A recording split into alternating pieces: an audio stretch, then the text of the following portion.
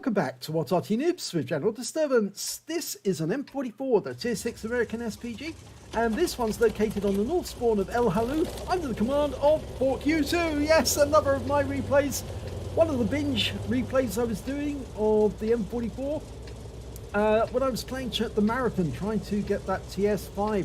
And, well, this is a new skin provided by Jazz, Sir Rusty's sidekick and daughter.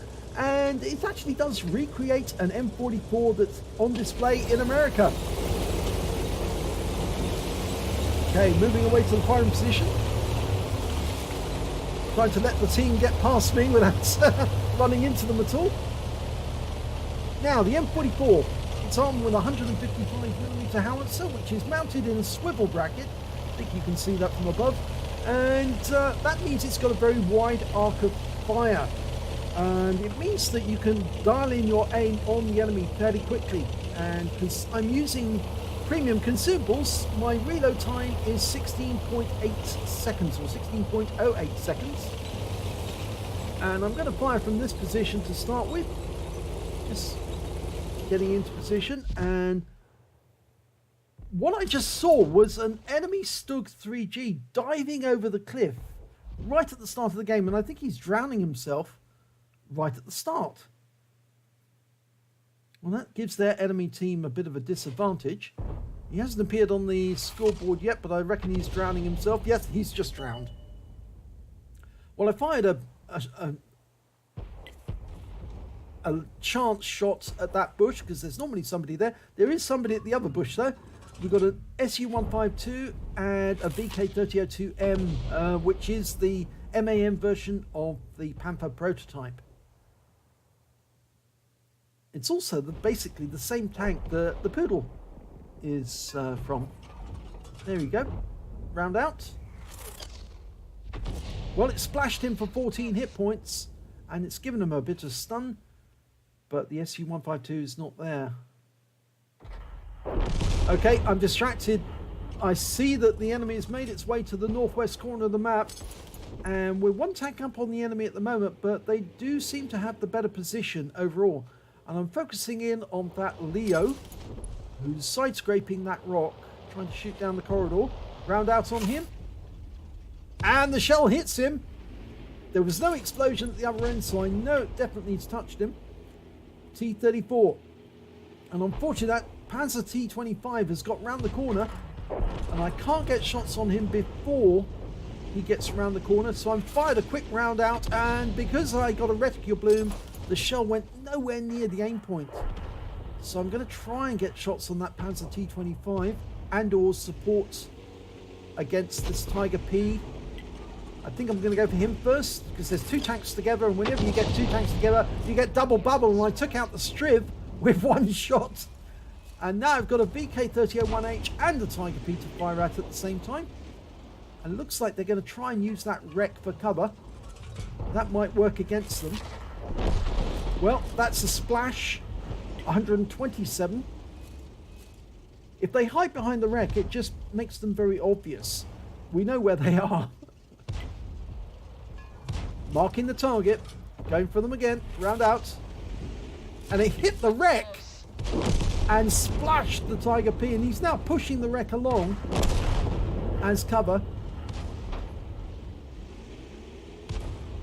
So two tanks sitting alongside each other. Oh, yep, double bubble. Double bubble, love it. One shot, two tanks. Not quite a bombardier yet, but it's getting there. Going for it, round out.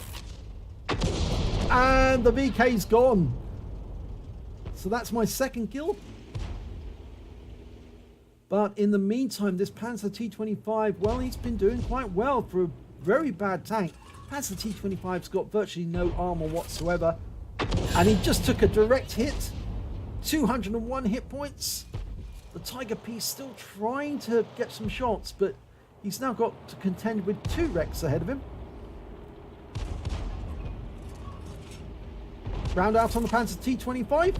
And a splash for 153. Okay, we've got a 5916 made his way into our cap area, and he's just taken out our T67. I'm trying to get shots on him, but he's dodging about as a light tank should, trying to make himself very difficult to hit. Now that BK3002M has been spotted in the enemy area. I fire around where I think he's going, and unfortunately it doesn't land near him. Okay, there's the P43. Get a shot on him, lining him up, dialing in, and yep, he's gone. 128 hit points right in the face. 155mm howitzer does tend to make your day rather hard. Okay, the 5916s joined the Tiger P and the Leo, and it looks like they're going to try and bully our E25, who's just parked a short distance away. I fire a round in, it lands between them, splashes the Leo. I'm marking the Tiger P, and he's been tracked. Almost ready to shoot. Round out straight away, and I think they must have pulled back. But the 5916 has just killed our Achilles. Is he going to try and come around this side? I think he is, you know. Well, that's not going to work out very well for you if it does, Sunshine, because that's what I do to intruders. No home invasion on my territory.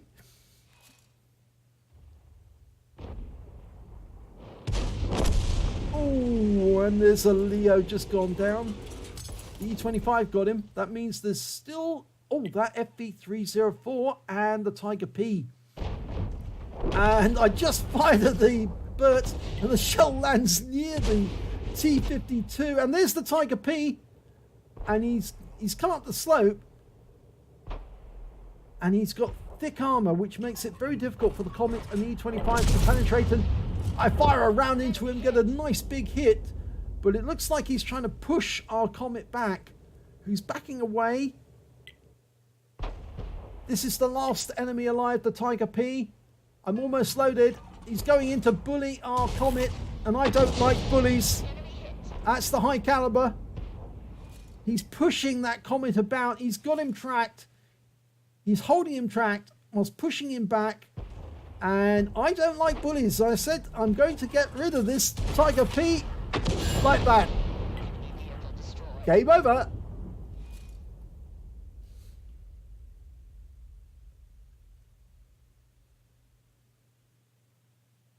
Okay, now let's have a look at the end of battle stats, and it's an ace tanker for 4Q2 in the M44. I got a fighter badge for getting at least 4 kills, I got 5. A bruiser medal for getting at least 5 critical hits, I got 20. A Gore's medal for doing more damage than 10 times the hit points of my own vehicle, and a high caliber as well for doing the most damage in the battle. And that was surprising because I did actually touch 2 of my teammates right at the end. I didn't kill the Leo. He was actually killed by the Tiger Porsche, but I did actually touch the T52 on my team, but I think that was after the Tiger P had been killed. So let's see how that pans out. The win 8 for the game was 8,838. Let's have a look at the team score. Top of the table, 2,967 hit points of damage during that game. The next highest scorer was the Tiger P with 2,486 hit points. And the next highest on the number of team kills, I managed to get 5 out of that game. The KV85 got 3, so did the Tiger P. And when it came to base XP, yep, got top in all 3 columns again. 1,181 base experience points. The next highest scorer was the 45 TP with 857, and then came the E25 with 642. I fired 21 rounds, in this battle. I got 10 direct hits, 26 splash. The reason I got 26 splash is because I was hitting 2 tanks at once on quite a few of those shells. In fact, on 3 occasions, I think, or at least more than 3 occasions, I was hitting multiple tanks with 1 shell at a time. And so I did damage of 2,967 hit points, and all of it was at more than 300 meters. I hit 9 of the enemy, killed 5 of them, and did damage assistance of 299 hit points, and stun assistance of 5 hit points off 19 stuns. On a premium count, I earned 49,602 credits. I had a bonus running at the same time for 24,801. So my total came to 74,403 credits for the battle overall, and after ammunition resupply, I took away 63,798 credits. I received 4 bonds for the Gore's medal and for the high caliber, and 1,771 XP plus 100% bonus reserve, and took away 3,543 experience points altogether. And I titled this one, I Don't Like Bullies. Well, I don't. And in fact, actually, I could see that Tiger P bullying that comet. And the poor guy couldn't do anything about it because he was tracked. And so I was determined to end that Tiger P's game, as even if it meant that I was going to do some team damage in the process, because I knew that we win the game overall, and at least the comet would get the compensation. But as it turned out, I didn't do any team damage at all, because all the actual damage I did was after the game had already completed, after the Tiger P had been wiped out. So it didn't count, which I was a bit surprised at the time, because I thought, oh, I'm going to lose my high caliber. But I didn't lose the high caliber. It did actually work out okay. So that was one of the better battles from the evening. I did actually have quite a few funny events happen during the game, during that particular session. And what was unusual about it was the very high score rate I was getting off a lot of these battles. In the M44, I was getting an average win 8, which was well above normal. I think it was about 2,700. And I was also getting a very high win rate. So I suspect there was a lot of people trying to do the marathon all at the same time. And it paid off. So if you enjoyed that replay, please give it a like and do subscribe to our channel. And hopefully it'll be your replay that I'll be featuring in the next video.